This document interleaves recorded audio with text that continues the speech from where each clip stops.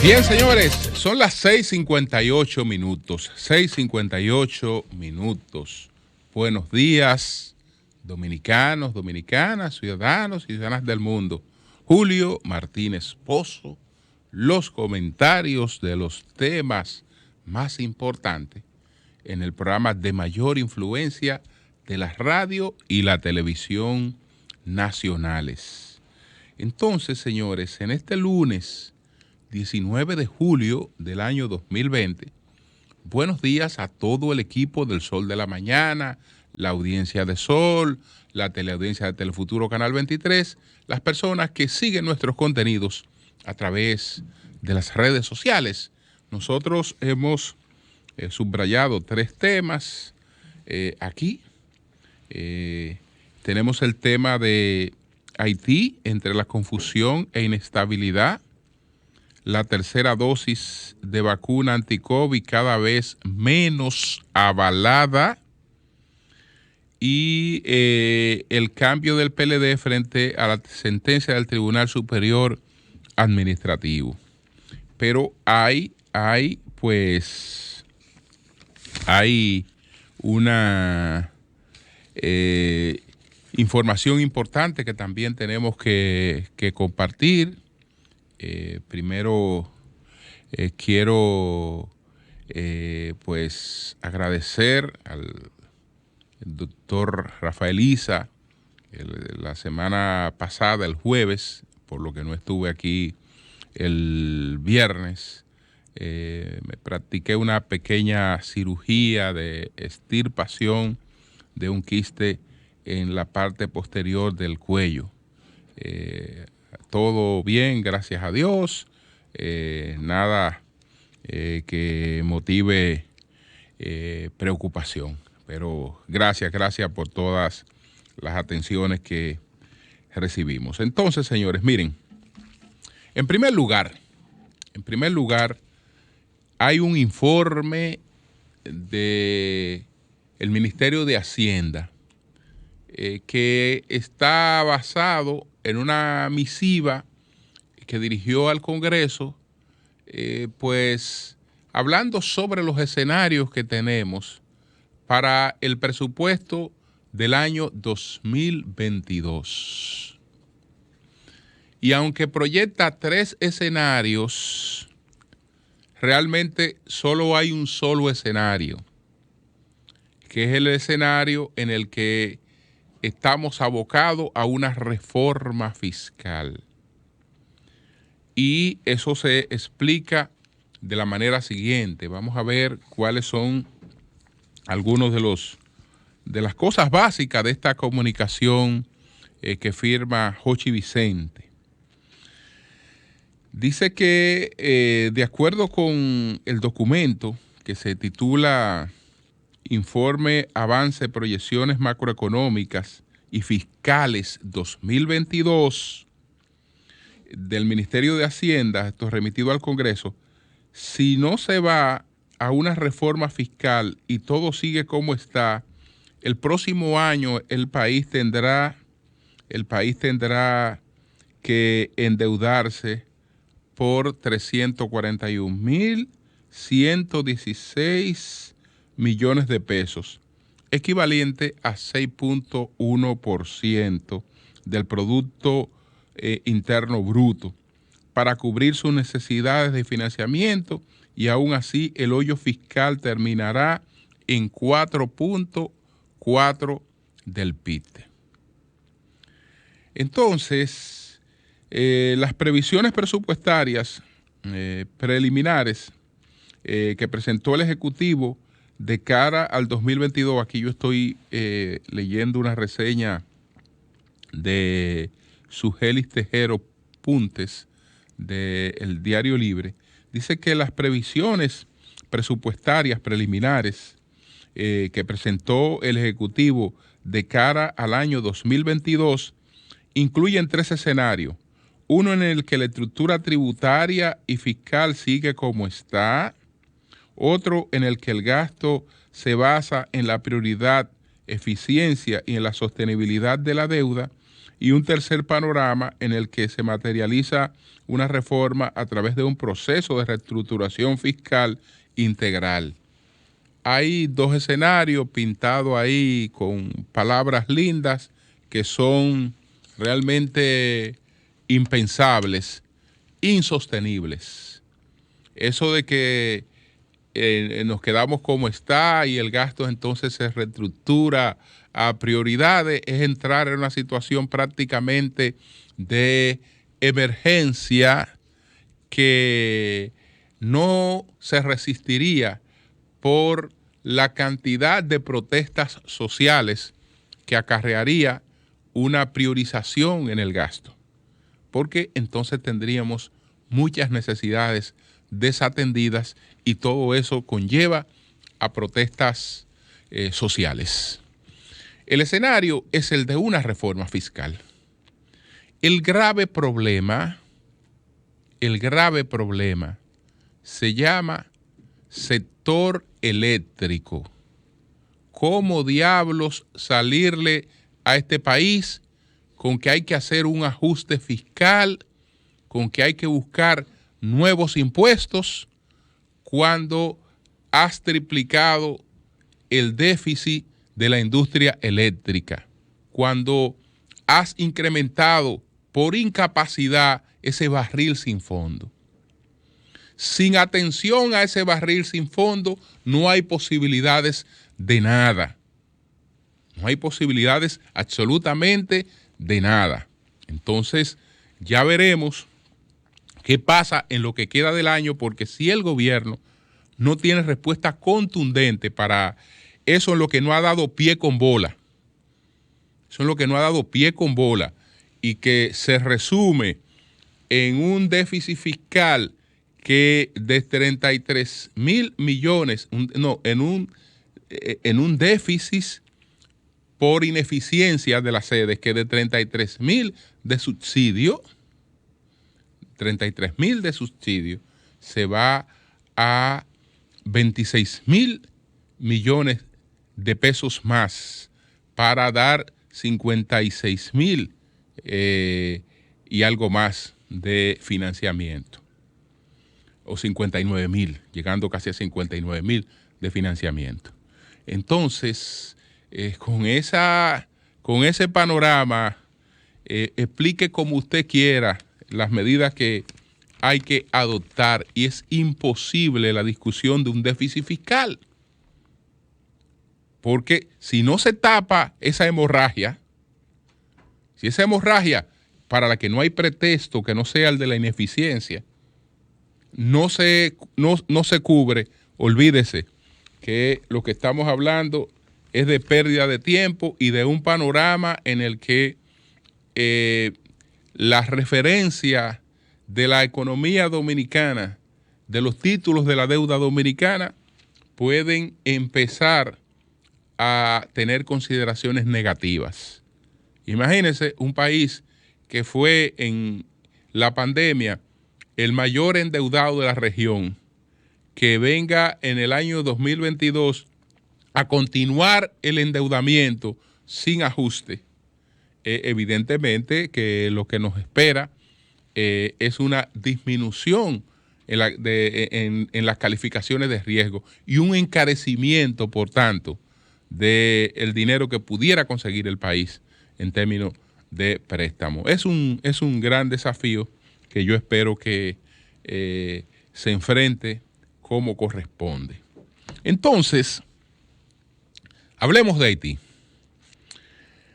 Varias cosas, pero ningunas conducen a un esclarecimiento del magnicidio que se produjo en Haití, porque sobre las investigaciones se han sembrado muchas confusiones y la autoría realmente intelectual de este magnicidio aún no acaba de ser identificada, si bien está un individuo que ha sido apresado, que es considerado como el que organizó, etcétera. Es muy probable que no sea más que uno de los peones materiales del del magnicidio, no necesariamente pues la cabeza del magnicidio en cuanto a todos los recursos que eso supuso buscar. Entonces, por otra parte, también en torno a la investigación hay intereses. Hay intereses. Fíjese que Colombia, que participa directamente de las investigaciones, ha querido pues proteger su imagen. Y entonces, como hay una gran cantidad de colombianos que están siendo investigados, entonces Colombia quiere repartir responsabilidades.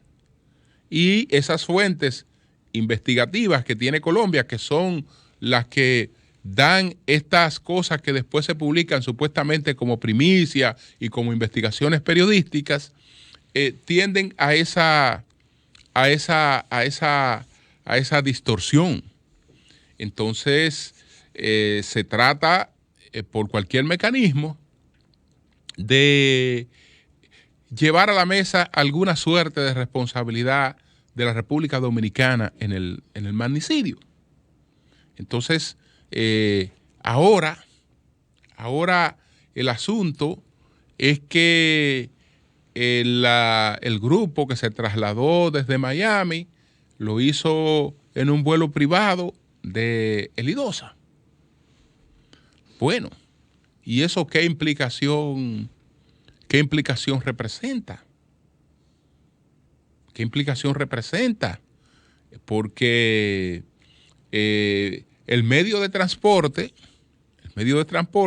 menos que no sea un medio que esté participando directamente de la trama de la acción criminal, no tiene nada que ver con los propósitos de unos golpistas, porque los que solicitan un servicio de vuelo no son unos golpistas, son unos empresarios, es una empresa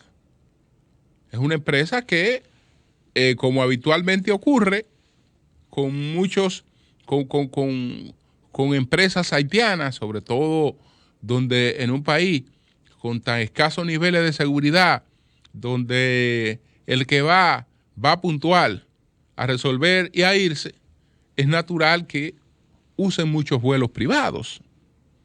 Son muchos vuelos privados para ir a cosas puntuales durante un día y después salir de allí.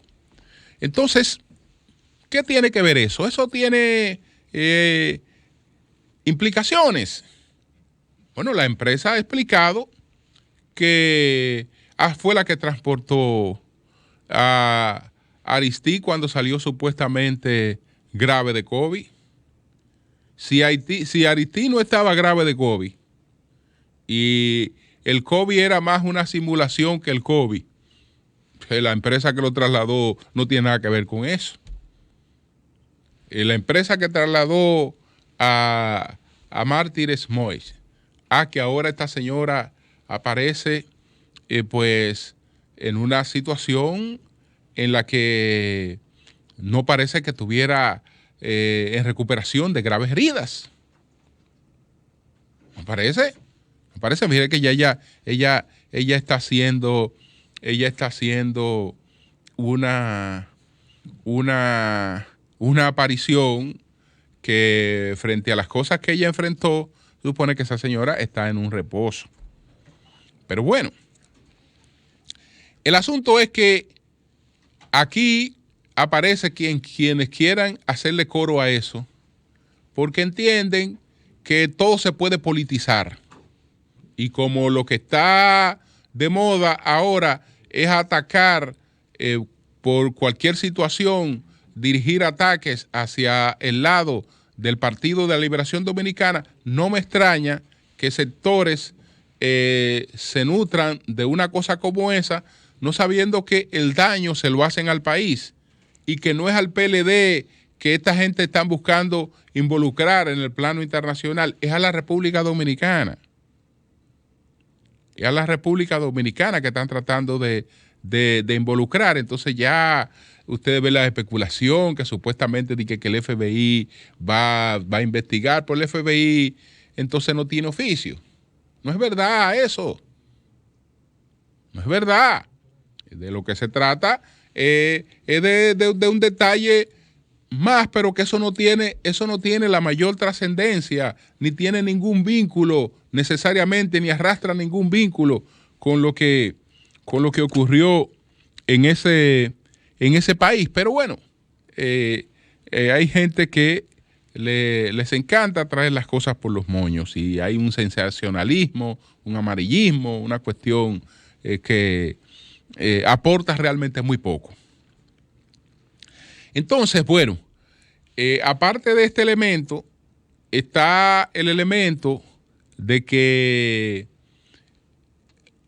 Estados Unidos, o más bien la Unión Europea, pero ahí está Estados Unidos también, está la ONU, está la OEA, la misma Unión Europea, entonces subdividida en los países que la integran, en sus embajadores de 5 o 6 países de la Unión Europea, que integran un grupo que se llama CORE.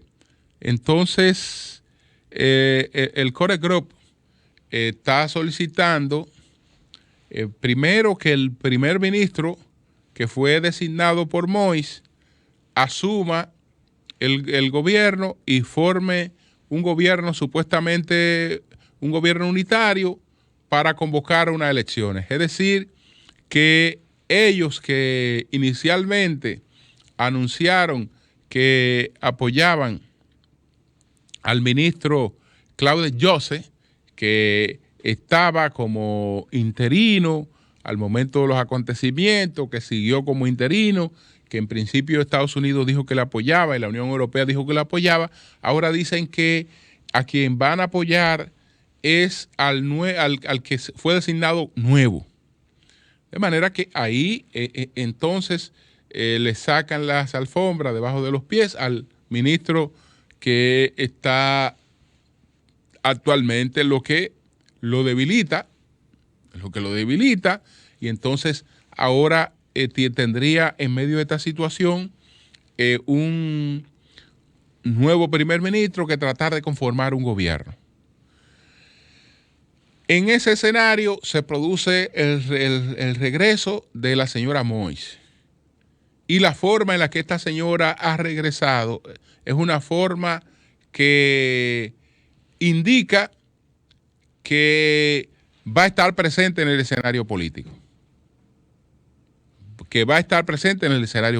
Es decir, que vivió una tragedia que lejos de alejarla de la política, pues se la habrán pintado ahora como una oportunidad para ella ejercer un liderazgo. Y fíjense que la forma en la que ella se presenta, la forma en la que se exhibe, es en una forma que proyecta unas seguridades, una proyección de fortaleza, etcétera. Entonces ya ese es un nuevo elemento ahí en ese escenario.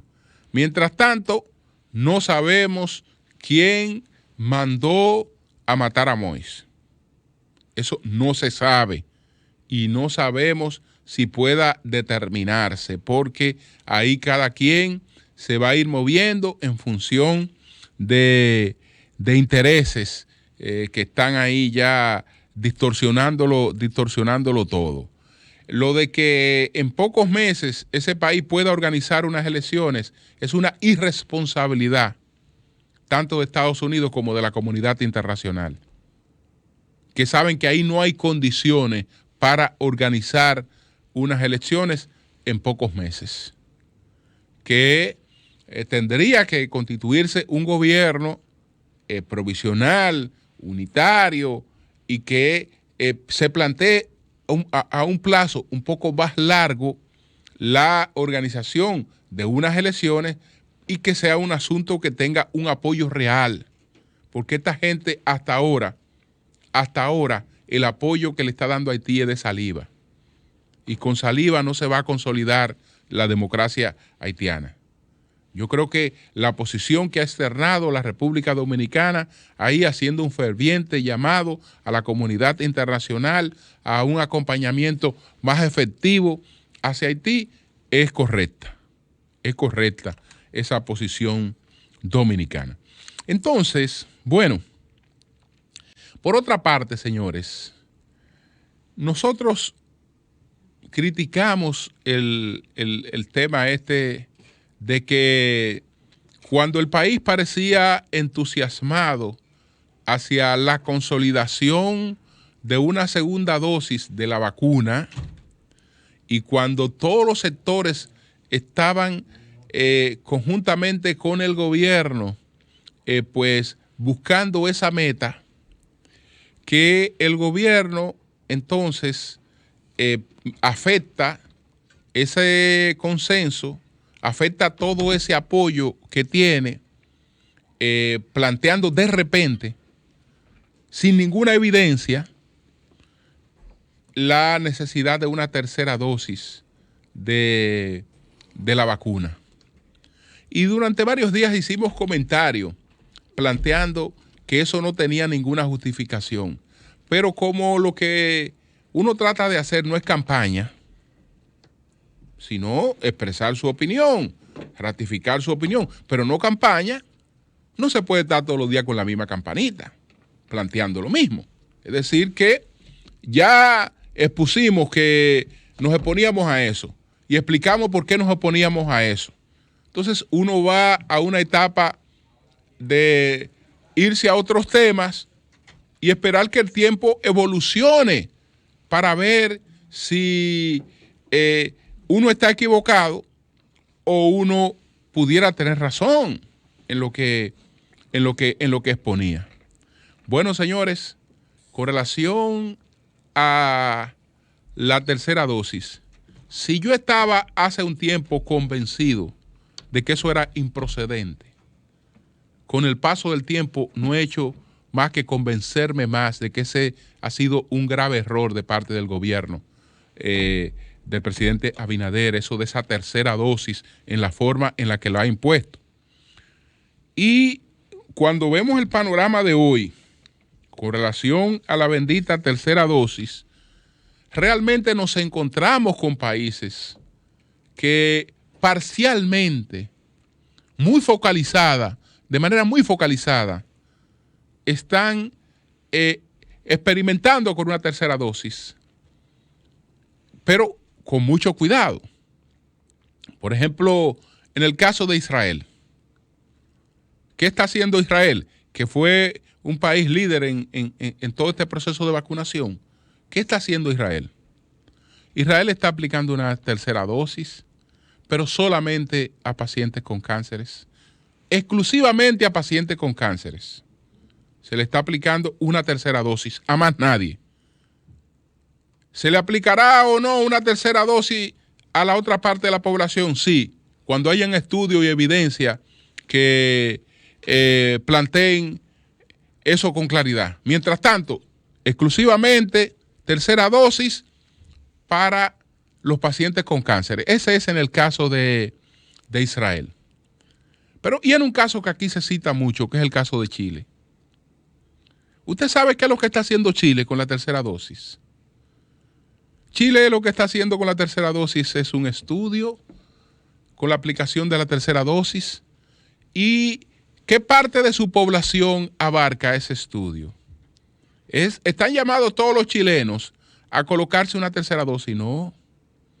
Se está haciendo un estudio con un grupo que inicialmente es de 550 personas. Pero ¿se le puso apellido a la tercera dosis Chile? No. Chile está haciendo un estudio.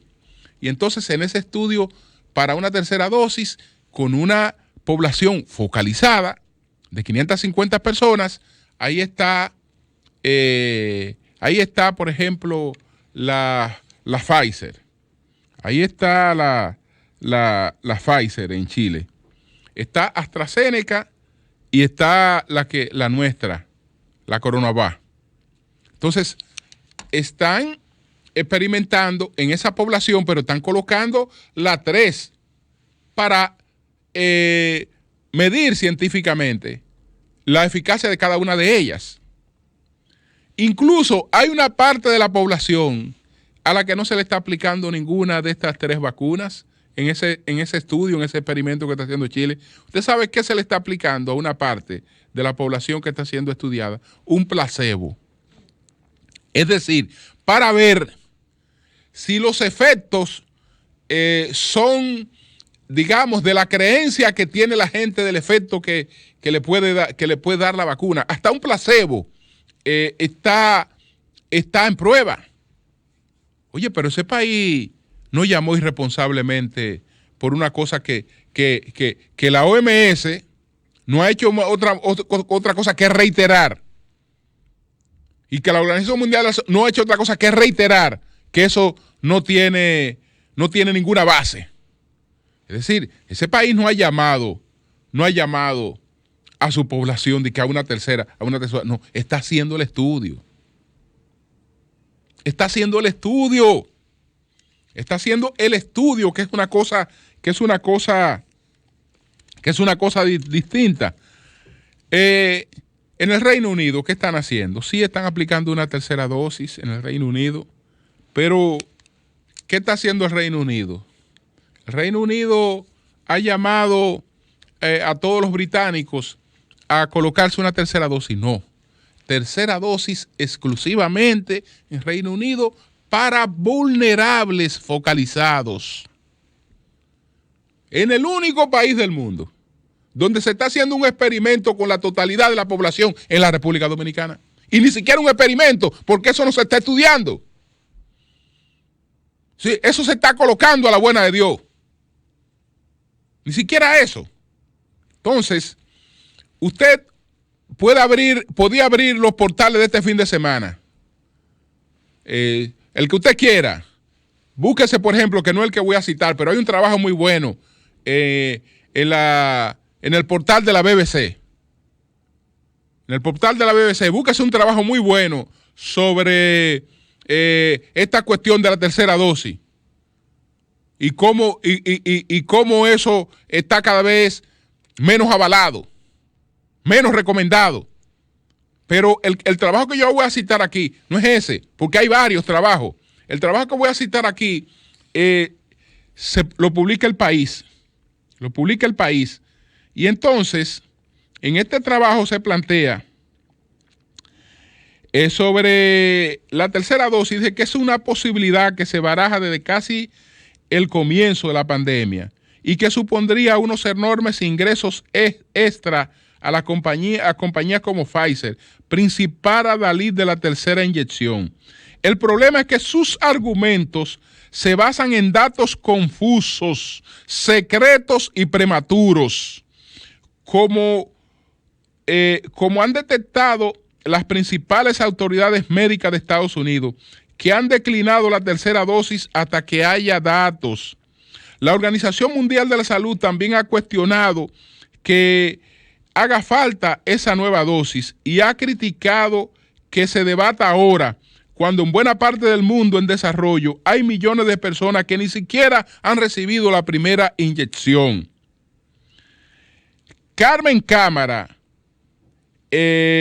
inmunóloga del Hospital La Paz de Madrid y miembro de la Sociedad Española de Inmunología, afirma que Pfizer fue la primera en la carrera de vacunas y consiguió una posición de ventaja que ahora no quiere perder. Es un movimiento comercial 100%, dice ella. Esto no quiere decir que al final haya que acabar poniendo una tercera dosis, pero ahora no hay datos y no es el momento de decidirlo. Eso dice ella, pero eso lo dice ella en España. Usted busca, por ejemplo, otras opiniones, como la del doctor Andrew Badley, de la Clínica Mayo de Estados Unidos, y dice, no. no, es que no hay la menor evidencia de que eso sea necesario todavía. Pero aquí la estamos colocando masivamente. Los propios médicos dominicanos, cada vez que usted se acerca a uno, realmente la reserva es grande con relación a eso. La reserva es bastante grande con relación a eso, pero estamos colocando una tercera vacuna porque con esta población se puede experimentar. Nos podemos aventurar a lo que sea, sin problema. Y esa colocación tiene un apellido que se llama Pfizer, que nadie lo ha hecho con apellido. Los que están haciendo investigación no lo están haciendo con apellido, lo están haciendo con todas. A ver por cuál se deciden. Pero nosotros es una tercera y esa tiene que ser Pfizer. Y es Pfizer la que se está aplicando. Pfizer la que se está aplicando. Esa que le han parado el coche tanto en Europa como en Estados Unidos. Pero bueno, eso es lo que tiene que ver con eso. Finalmente, está la decisión que adoptó el Partido de Liberación Dominicana, que revisó una decisión de su comité político. El comité político del PLD, antes de que la Junta Central Electoral se adelantara a acatar la decisión del Tribunal Superior Administrativo sin dar espacio al cumplimiento de los plazos para la casación, es decir, en una vulneración de derechos. Antes de que la Junta hiciera eso, el PLD se había reunido y había acordado casar o apelar, que la gente lo entiende más, la decisión. Apelar la decisión, perfecto. Viene lo de la Junta Central Electoral. Lo de la Junta trae un elemento que era un elemento que afectaba la discusión que se había dado en el PLD. Porque en el PLD, cuando se discutió el tema, una parte de los que votaron para que se apelara, lo hicieron convencido de que no era cierto que esa decisión beneficiaba al PRD. Y que el argumento del PRD era un argumento para evitar la decisión del PLD. Pero que eso no era cierto, que la decisión beneficiaba al PRD. Y entonces, como eso no era cierto, como sustentaba, por ejemplo, Danilo Díaz, que eso no era cierto, pues esa posición realmente contribuyó con el voto de miembros del comité político. Pero cuando la Junta adopta la decisión y claramente en esa decisión incluye al PRD, es evidente que al PLD se le plantea un escenario distinto sobre el que tenía que volver a discutir. Sobre el que tenía que volver a discutir, porque una cosa es la rivalidad que pueda tener el PLD con la fuerza del pueblo y otra cosa es el PLD enfrentado al sistema político. Eso es otra cosa. Bajo el riesgo de que usted va ahí ante terceros imparciales que pueden darle la razón a usted o a los otros. Es decir, que ahí habían también cosas que medir. Y ellos entonces vuelven sobre sus pasos, revisan la decisión, pero el elemento que motivó la variación de esa decisión se llama PRD. Y el no colocarse frente al PRD buscando perjudicar al PRD, porque si bien es cierto que las alianzas son temporales, el PRD y el PLD han sido aliados y no tiene el PLD por qué dar razón a que si esa alianza no se ratifica o es otra la situación, no tiene por qué haber dado el pretexto para la ruptura. Entonces, eso influyó bastante, el PRD, esta decisión de la Junta. Ahora, ¿qué pasa? que los hechos, su trascendencia no es medible por el ruido que causen en el momento en que se producen. Nosotros somos muy dados a evaluar la magnitud de los hechos por el ruido que causan al momento en que se adoptan. Y esa no es la trascendencia de los hechos. Es cómo impactan hacia el futuro, cómo terminan siendo determinantes a posteriori esos hechos. Entonces, aunque esa decisión de la Junta, ya cualquier ruido queda apagado con la decisión del PLD de no apelar, aunque ya eso como tema queda sepultado, ahí hay un hecho que no queda sepultado. Esa es la Junta que va a administrar un proceso electoral. Y en la forma en la que actuó ahí, no se mostró capaz de administrar un proceso electoral reñido. Porque irrespetó un derecho que una de las partes ahí tenía, que cuando menos debió esperar que se agotara el plazo. Debió esperar que se agotara ese plazo. Entonces, ese hecho, aunque ya no siga causando ruido, estará ahí. Y yo creo que nos lanza preocupaciones realmente atendibles hacia al futuro que nos espera en un proceso electoral que pudiera ser un proceso electoral más reñido que el que acabamos de tener hace un año. Y entonces ahí se necesita una junta confiable para todos los actores.